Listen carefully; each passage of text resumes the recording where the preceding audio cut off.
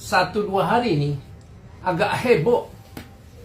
Sampai ada yang nyeruduk ke Hotel Fairmont karena di sana DPR dan juga sejumlah pihak yang memang terlibat di dalam rapat tersebut itu sedang membahas rancangan undang-undang TNI yang baru.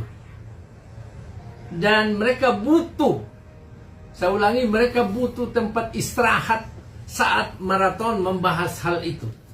Saya sampai saat ini sudah mengamati TNI selama 38 tahun. ABRI dan TNI. Saya sudah ngamati dan saya sudah lihat kiprahnya, sudah rasakan, bahkan sudah nikmati prestasi TNI terhadap masyarakat, bangsa dan negara. Sudah ada.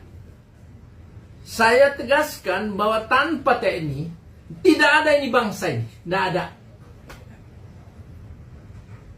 Selama ini penghinaan terhadap TNI itu berlangsung terus-menerus, merendahkan oleh orang-orang yang saya tidak tahu apa yang dia telah buat bagi bangsa dan negaranya itu.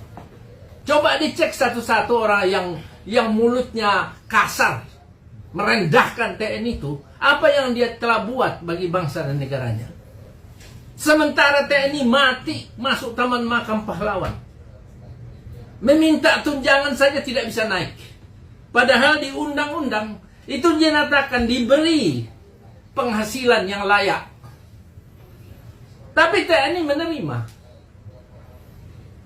Jadi saya merasa bahwa kehebohan di luar dari sistem DPR itu adalah bagian daripada juga mencederai hak-hak prerogatif DPR.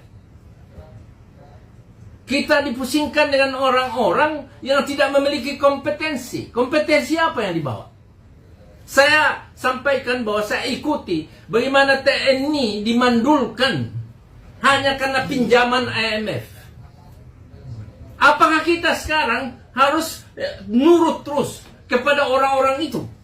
Orang-orang yang memberi pinjaman. Atau kemandirian bangsa ini harus kita miliki di bawah pimpinan Bapak Presiden Prabowo. Dulu sampai Kopassus tidak boleh ini, sampai Marinir, sampai semua itu dikandangkan. Katanya kita menuju demokratisasi. Apa demokratisasi? Teman-teman yang heboh memprotes TNI itu, pernah enggak dia memprotes soal korupsi sampai mau tenggelam negara ini? Pernah enggak? Tahun 98 itu kredit macet 450 triliun. BLBI itu tahun 99 itu 145 triliun. Terus juga KLBI 650 triliun. Dan beruntun itu korupsi ratusan triliun. Teman-teman itu pernah enggak berpikir bahwa kalau mereka mensuarakan demokratisasi, di dalam demokratisasi itu ada hak kewajiban warga negara. Tapi tidak didapatkan karena koruptor merajalela. Teman-teman yang juga mengaku sebagai orang-orang NGO itu, ada enggak dia pikirkan ini? Penderitaan rakyat begitu kuat. Pernah enggak dia suarakan? Sementara TNI yang sudah berjeripaya dengan segala kekurangannya tetap berada pada lini terdepan supaya negara ini tetap tegak. Memang di dalam Undang-Undang 34 2004 tugas TNI itu adalah menegakkan kedaulatan negara, mempertahankan keutuhan wilayah, negara kesatuan berdasarkan Pancasila dan Undang-Undang Dasar, serta melindungi segenap bangsa dan seluruh tumpah darah Indonesia dari ancaman gangguan keutuhan bangsa negara. Ada indikasi bahwa ada upaya untuk tidak mengutuhkan negara ini. Saya mengamati dengan cermat situasi yang dialami oleh TNI. Mereka panas dingin bercampur marah.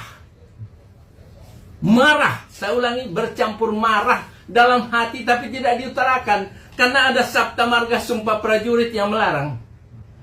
Jadi di dalam pengabdiannya itu mereka menderita perasaan, tetapi tugas-tugasnya lancar, terkoordinasi, dan tercapai dengan baik.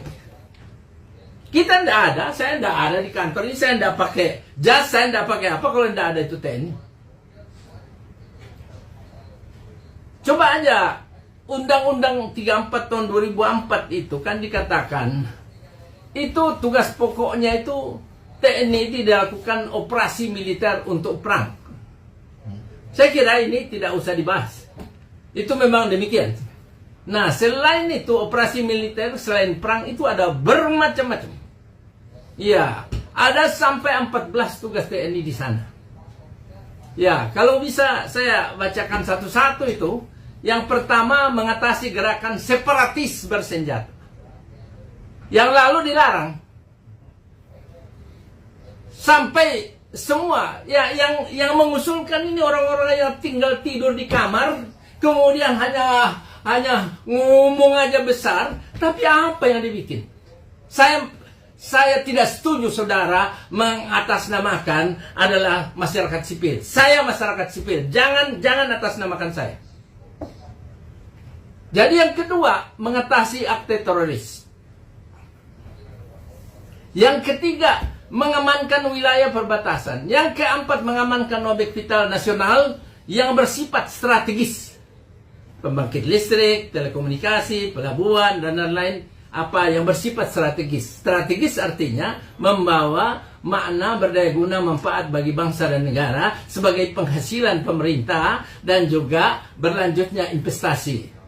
Nah,